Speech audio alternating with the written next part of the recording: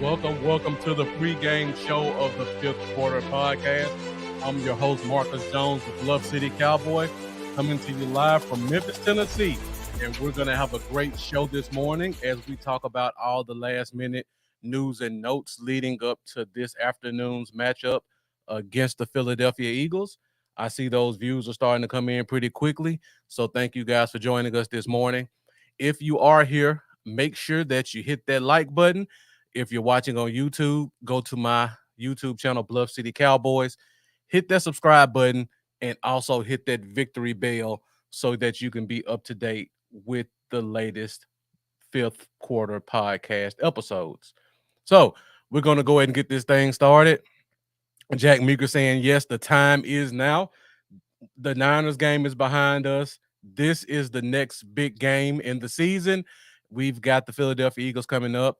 This one will be our first step in securing the NFC East division, as well as the number one seed in the NFC. So there are no bigger stakes than this upcoming game against the Eagles. I see we got Amanda Foster joining us in the comments as well. Thank you for tuning in. I see the views still keep going up. So everyone who's joining us, make sure that you come in. Give me a comment just so I know that you're there. If you like, also share where you're watching from. This show is nationwide as well as worldwide. So I like to know where the fan base is joining us from. So our pregame show, we try to keep it under 45 minutes just so you guys have an opportunity to sit down in front of the couch, in front of the TV, get your beverage of choice ready, get your fantasy lineup set, and get ready for a full slate of NFL football. So I'm going to go ahead and get the show started. And I see we got Rochelle Watkins joining us from Vegas. Thank you for tuning in. I'll be in Vegas in February. So looking forward to having a good time there. Ben Johnson joining us all the way from Oregon. Looks like we got the West Coast pretty much covered. And we got Frog Michael Richter in Steelers country joining us from Pittsburgh, PA. Thank you for tuning in. Got Robert Vega. Thank you for hitting that subscribe button. Appreciate you joining us from California. And we got Aubrey Swain joining us from the ATL. All right, guys, so let's get into it. We're going to start the show off first with the injury report to talk about all the latest last-minute changes that could be taking place in this week's game. Injury report's pretty short this week. We're going to start off with the Philadelphia Eagles. Their two biggest injuries right now are Cam Jurgens, who is their right guard, and Bradley Roby, who is their nickelback. He was a in-season acquisition. They wanted him to come in and kind of solidify that secondary. He's been pretty much injured since he's been there, so he hasn't had a chance to really play. Also, because he's not playing, that's going to cause Darius Slay to have to do a little bit of traveling, and we expect him to follow CeeDee Lamb a lot. That means their number 3 corner is going to be isolated on that edge against Michael Gallup and Brandon Cooks. So a lot of things to think about with these injuries coming out. Cam Jurgens missing means that we have Osa Odigizua going against their backup guard. Their offensive line hasn't been the best lately in the interior, so that should open up some opportunities for him, as well as for Micah Parsons, since the team has started letting him pass rush more from the inside. All right, so let's take a quick look at the Cowboys injury report. And I'm pretty sure you guys are used to seeing these names on a weekly basis. We got Amanda saying, don't forget to check out the Patreon. So make sure you guys click that link in the comments if you want to join the Patreon. She'll give you the pricing on that. They give away a lot of great memorabilia and Cowboys merchandise. So if you're a diehard Cowboys fan like we all are, check out that Patreon for a chance to win a lot of great Cowboys gear. I see we got Josh Freeman joining us from Dallas, but in Oklahoma right now. And Jack Meeker asked the question, are one of their running backs out? It does look like Boston Scott. Great question, by the way, Jack Meeker. It looks like Boston Scott, their backup running back, will be out this week for personal reasons. They haven't really gave a lot of information about that. But their starters, Swift and Gainwell, are both playing. You may get a little bit of more Rashad Penny sprinkled in this week because Boston Scott is out, but it won't affect their backups at running back. And we got Leonard Young joining us. Happy early birthday. Hopefully the Cowboys give you a great birthday gift with the defeat of the Philadelphia Eagles. All right, so we got Tyron Smith and Chuma Edoga. Tyron's been kind of limited all week, as well as Chuma. Earlier in the week, we were concerned that both players might be out, but it sounds like both players are active and are possibly expected to play. We talk about this quite a bit on the show. Tyron Smith has some bonuses tied to his contract for gameplay. I hate to think this is the situation, but I have a feeling a lot of the times he hasn't been playing has been due to the fact that the team is trying to save a little bit of money. Now, I know it sounds a little bit far-fetched, but we know how the Joneses like to operate sometimes and how they like to pinch a penny. So don't be surprised if you see Tyron Smith out at the last minute because, like I said, he has some game day active roster incentives tied to his contract. Also, like Jack Meeker said, and thank you for your great comments this morning, Jack. Also, he has some incentives for percentage of play. So if he doesn't play more than 50% of all the snaps, his bonuses are decreased. And I feel like that's part of the reason why we're not seeing him as much, even though he's standing on the sideline with full pads on, they're not letting him play in some games. Hopefully that's not the case, but you never know. And then we got Chuma Edoga. In my opinion, he has been struggling mightily at the left tackle spot. In my opinion, if Tyron doesn't play, I would rather see a Sim Richards playing at the left tackle spot. Let the rookie get in and get some reps. The Eagles have a very great outside pass rush, so you don't want to let them get a chance to go off. And I think Chuma hasn't shown me enough to say he's earned this spot. Let's let the young guy get in and get some reps. You never know what you're gonna get. Just based off of play from Marquise Bell and some other players from this year, Richards may come in and surprise us and give us some above average left tackle spot snaps if given the opportunity in this offense.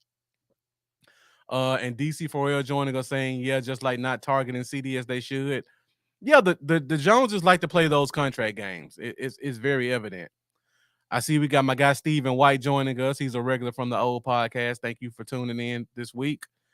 And Robert Vega asked the question, what's the update on Hurts' knee? Well, Robert, they have been pretty hush-hush about Hurts' knee. You can clearly see from the past two games that his knee is injured, and it's gotten progressively worse over the past 2 weeks. I would highly doubt that we see improvement in his knee coming into this week's game. And I expect the Cowboys to try to test that knee out early with a couple of inside rushes from Micah Parsons just to see how mobile he is. And also, luckily for us, Marquise Bell has been playing a great game, great set of games at the linebacker spot. So he's going to probably do a little bit of spying as well as helping take away some of those security blankets for Jalen Hurts so that he's not able to just stand in the pocket and pick us apart. All right, guys, we're at 10 minutes, 11:25. Injury report was pretty short this week. So now I want to get you guys more interactive in the show. And as part of our pregame show, we like to find out what you guys think about some of the matchups. So next, we are going to go to some of our keys to victory. Now, I like to point out 3 keys to victory that I think will be important to winning this matchup. If you guys have some keys to victory, put them in the comments. I'll put them on the screen, and we'll talk about those as well. Jack Meeker also asked, are we going to see our new linebacker? He's still on the practice squad right now, Jack Meeker, and the reports are that he is one of the two players that will be moved up to the game day roster this week. He was moved up last week as well. He played a couple of snaps on special teams. I expect this week we see him a lot on special teams and probably get a few defensive snaps as well. All right. So, three keys to victory that I have for this week. I just talked about the injury report. Their starting right guard is out. That tells me we need to bring more pressure up the middle. We need to let Micah get some rushes from inside. If you guys caught the show on Wednesday, I gave a little bit of a breakdown about how Micah has that two-way go against a less athletic center. We need to see more of that this week. We need to see Osa bringing rush from inside. And what that does is that makes Jalen Hurts have to move more on the outside. Someone asked a question earlier about his knee. I think his knee isn't fully healed yet, so he's not going to be able to elude rushes as well as he would like. And I think that's going to cause him to possibly force some throws quicker than he like, or take a couple of sacks to put them in long down and distances, which will give our pass rush a better chance to get home. So I'm looking for them to get more pressure up the middle, particularly on those early downs, to try to get them in the situations to create some turnovers. Because as you guys know, Jalen Hurts is either number one or number two in turnovers for quarterbacks so far this year. All right, my second key to victory. And guys, once again, if you have some keys to victory, throw them in the comments. I'll touch base on a couple of those as well before we move forward in the show. My second key to victory is they have a great set of defensive tackles. We all know Fletcher Cox. We all know Jalen Carter. We all know the big D tackle Jordan Davis they drafted last year. Those aren't the only three great defensive tackles they have. They also have a very athletic defensive tackle in Milton Williams they drafted a couple years ago. And they also have Marlon Tuipulotu that they drafted out of USC a couple of years ago as well. All of their defensive tackles are big and athletic, and they push the pocket. So our guards and our center are not going to have an easy week. No matter who's lined up in front of them, they're going to get some aggressive pass rushers, and we cannot allow their group of defensive tackles to control our line of scrimmage. That affects our running game as well as our passing game. So we got to make sure that we control their defensive tackles. Number three goes right back to my key to victory. Number one, get Hurts on the move. I don't think he can move well, but we got to test it out to see if he can or can't. If he can, we'll just have to live with it, but I don't think he can. I think he's going to end up rushing some throws. We're going to get some sacks. We may get a couple of easy turnovers. Our corners are second to none when it comes to jumping routes, and I think if we pressure him to throwing the ball early, Deron Bland and Stephon Gilmore are going to make some big plays. And last but not least, we have to keep a vertical passing game. Their secondary has not been good this year. They traded for Kevin Byard. They have Reed Blankenship back, so their safeties are at 100%. But I still want to test those guys vertically. I saw what the Washington Commanders did to them last week, and I think we're more than capable of doing the same thing with a better offensive line and a better set of wide receivers and tight ends. So I want to see that vertical passing game. I want to see it continuously. We've been struggling in the past weeks prior to last week with just short yards passing. Last week we opened up a little bit. I want to see it open up a little bit more. And then we have Rochelle Watkins saying shut down the tush push. That's a great point, Rochelle. I think the Hurts injury will probably help us in that. If you guys watched the Eagles game last week, there were a couple of times they lined up for that tush push, and instead of doing it, they handed the ball off to a running back on a sweep play, and they went for a pass. So I think Hurts' injury is gonna prevent them from doing the tush push as much as they want. On top of the injury that we saw the Niners quarterback take a couple of weeks ago that put him out with a concussion, I think the tush push is going to get slowed down a little bit. But if they want to do it, they are the best team in the league at it. We got to stop it. And then Brandon Boyce saying, make the Eagles one-dimensional on offense. That's definitely a great point. Now, when you say one-dimensional, do you mean you want to shut down the run or shut down the pass, Brandon Boyce? Let me know which one you're thinking. Personally, I want to see them pass it. I think our corners are more than capable of shutting them down. J-Ron Curse hasn't gotten a lot of respect, but he has still been the same tight end eliminator that he's been the last 3 years. So if we don't let Swift get those chunk yardage runs and we prevent Hurts from scrambling, I think we make them one-dimensional. And thank you, Brandon Boyce. We're on the same lines. Stop that run. Make them have to pass it because that's when our defense is at its best. Stephen White saying penalties and turnovers, definitely. That's 1 and 2. Offensive sweeps and quick hits to the left side. Smoke the Eagle safeties and corners. Unleash the magic beast. I'm assuming you mean Hunter Lupke, and keep trying tight ends and target. Yeah, all great points, Stephen White. Definitely things that we have to do to be successful in this week's game. All right, guys, I appreciate the great questions. I appreciate the great comments. We're going to keep the show going forward. Let's go to our game predictions. So, for you guys who are just joining us, put your game predictions for this week's game in the comments and let me know what you think the scores will be for this week. And while you guys put your game predictions in the comments, I'll just talk a little bit about what I think is going to happen this week and give you my game predictions. So when I look at this week's game, I talked about Micah Parsons rushing from the inside and Jalen Hurts. I think we're going to create some turnovers this week, honestly. I think Jalen Hurts is going to have 2 turnovers this week. I don't think we're going to be able to run the ball successfully, but I think we're going to be able to pass the ball well enough to get some points on the board. If we go back to a stat I put up on Wednesday, we both average about 28 points a game. I think it's going to be pretty close to that. And I see all the scores are coming in. I see I got my guy Raphael Govan joining us, Cowboy fan, one of my classmates. Thank you for tuning in. I see everybody's scores about along the same lines as mine. I'm actually with Stephen White. I think the score 28-24. I could be persuaded to go 31-24 Dallas. I think we're able to put up points against this team. And I think we're able to keep them under 30.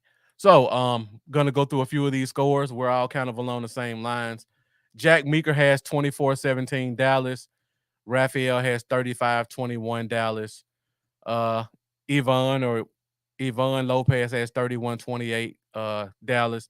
And Miss Lopez, I've noticed you've been on the show a lot. If you could, I hate mispronouncing people's names. Can you just write phonetically in the comments how to pronounce your name? Is it Yvonne? Is it Yvonne? Let me know in the comments. Rochelle Watkins has 21-17, them boys. And Stephen White, 28-24. Stephen White saying Hurts is on pace for 17 picks.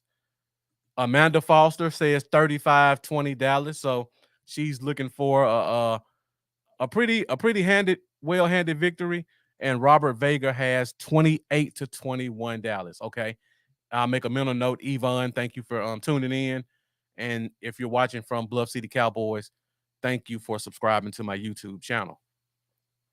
All right, guys, got a lot of comments, a lot of great scores. Looks like everybody's along the same lines. Thinking we're going to put up about 25 plus, and we're going to slow down that Eagles offense on their side. So let's go to our next segment of the show, and we're pretty much almost done. So we're going to get out of here well in time for you guys to set your lineups and get ready for football. The next segment of the show is what I call bold predictions. So for bold predictions, I want you to give me some statistic that you think is going to happen in the game that's bold. And if it's not bold, I'm going to call you out on it. So for example, in this week's game, I think Brandon Cooks is going to have 80 yards and a touchdown. He hasn't had more than 50, but once he's only gotten 2 touchdowns so far this year. I consider that a bold prediction for him to go 80 yards. So get in the comments. Give me some of your bold predictions for this week in terms of Cowboy statistics. Amanda Foster coming in quick. We hold A.J. Brown to 50 yards and no TDs. And that is a bold prediction because I don't know if you guys are aware of this, but A.J. Brown has gotten at least 125 yards receiving for an NFL record 6 straight games. So cutting that number in half is definitely a bold prediction. Raphael Govan saying Deron Bland with another pick 6. I could definitely see that happen. The last time we played them against the Eagles, Trayvon Diggs did have a pick 6 at home. So they're not, it's not unlike them to throw pick 6s. Got Stephen White saying Dak throws for 400 yards. Definitely a bold prediction. For this being the first time for a lot of you guys, I see you gotten the hang of what bold predictions are. So thank you guys for that. Jack Meeker has CeeDee Lamb 140 yards and 2 touchdowns, pretty much giving us an encore performance of what he did in last week's game. Rochelle Watkins saying Micah Parsons gets 3 sacks this week. Robert Vega, our special team is what lights our fire. That's my bold prediction. You know, Turpin has been close the past couple of weeks. Ever since the return of Nashawn Wright has happened, he's had a couple of them called back for penalties. This could be the week that he breaks one off. So that's definitely a bold prediction, Robert Vega. And I'm looking forward to seeing what Turpin can do in our return game this week. Brandon Boyce giving us his game prediction and bold prediction in one. 31-17 Cowboys, and he thinks Jalen Tolbert is going to be the big-time number 2 receiver for this week's game. Shane Odom, you almost called this one time before a couple weeks ago. You said the Cowboys will have a fake kick. I learned my lesson from last time. Yeah, that was a great call that time also when you called them to have a fake kick, and it was actually a fake extra point. So thank you guys for that. And once again, appreciate all you guys' support. You guys fuel the Fifth Quarter podcast. You've been great today with all your questions, all your comments, all your feedback. If you haven't done so already, make sure that you hit that like button.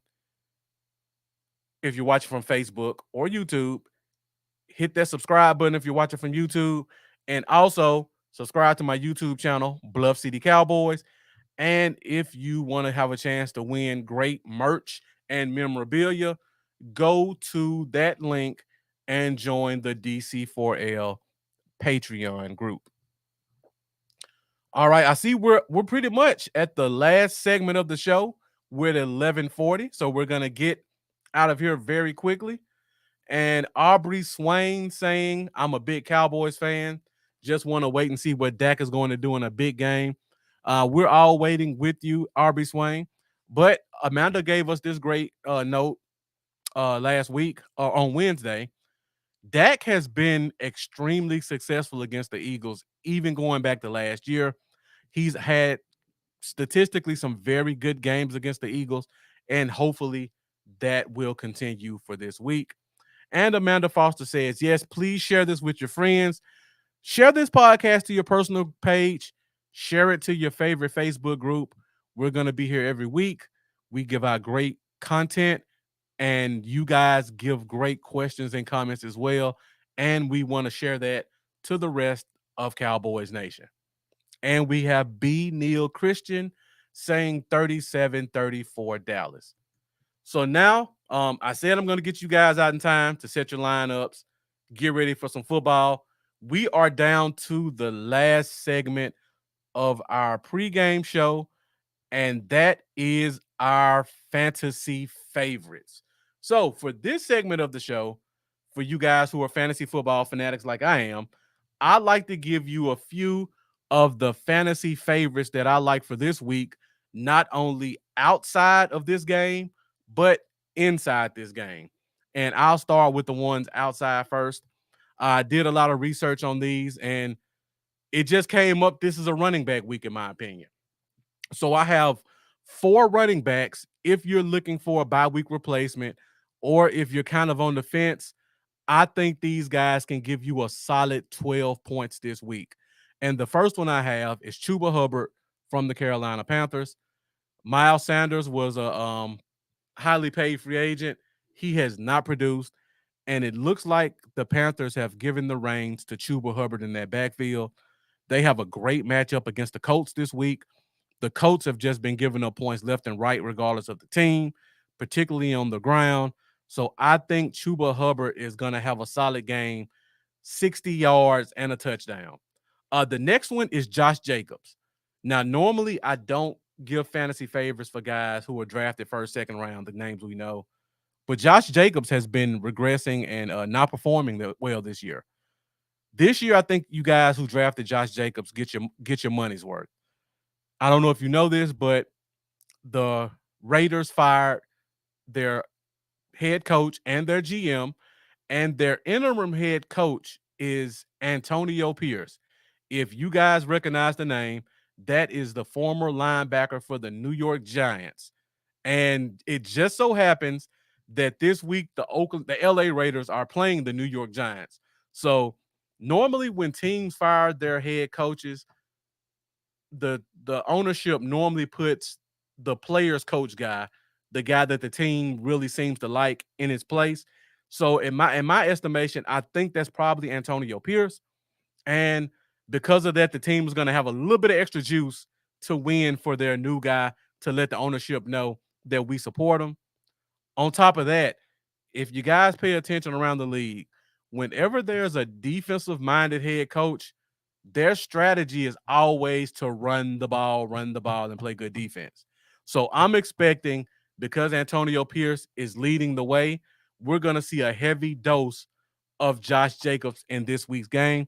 So I think that leads to a lot of rushing yards, some passing opportunities, and some touchdowns if they get in the red zone. So if you have Josh Jacobs buried on your bench and you're kind of 50-50 on who to start, I think this is a great week to play him. My third running back is Ramondre Stevenson from the New England Patriots. The reason I say that is because the Patriots are decimated at the wide receiver position. Devontae Parker's out for the year.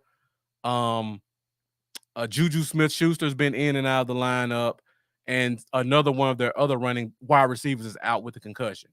Now, I don't think Ramondre Stevenson is going to give you a lot of rushing yards. But if you play in a PPR league, he averages about 4.5 receptions per game. I think that number goes up to about 6 this week.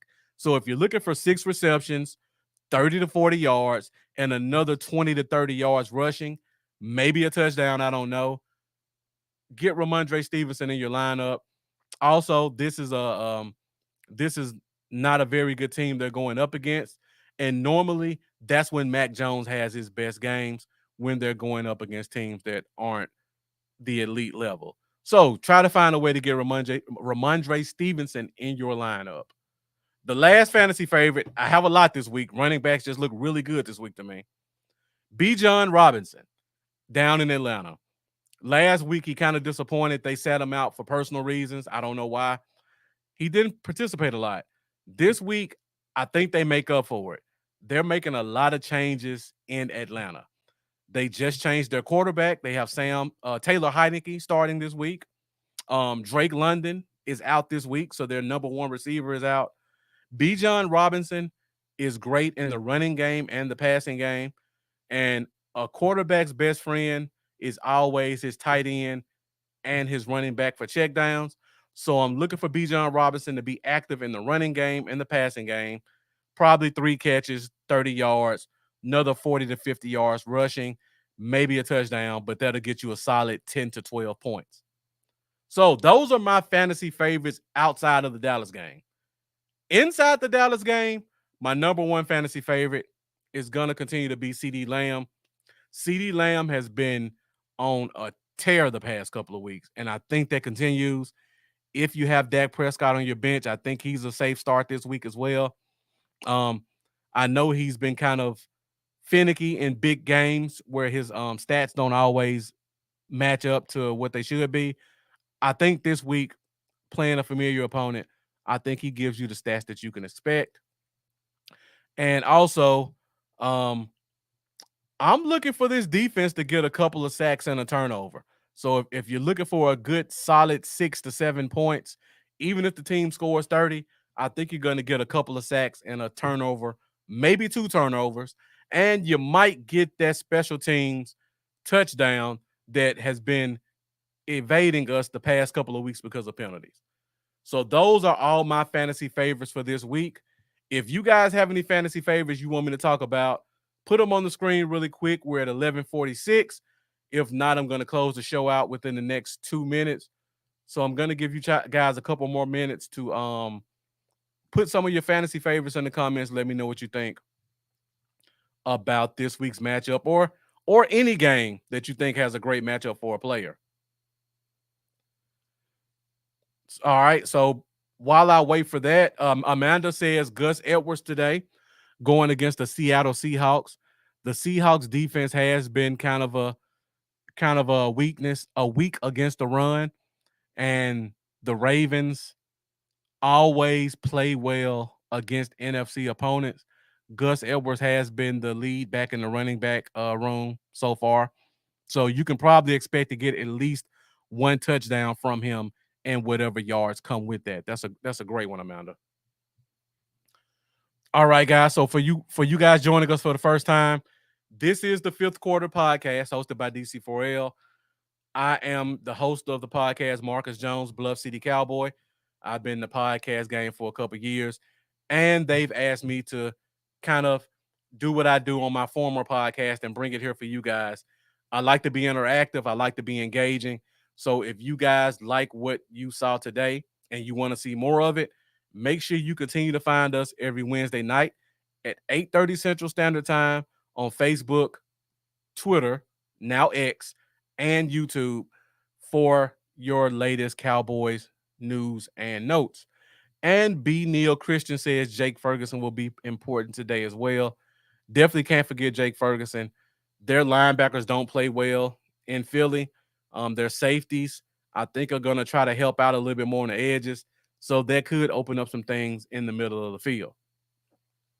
All right, I see the views are starting to go down a little bit, so I'm assuming you guys are getting ready for a full slate of NFL football. So thank you guys for joining us for the pregame show. I won't be doing these every week, but I will let you guys know well in advance, a couple of days, if I'm going to do the pregame show.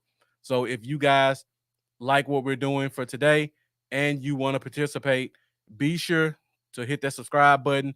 Join the DC4L Facebook group if you haven't done so already, because we're going to be live streaming in there for every week.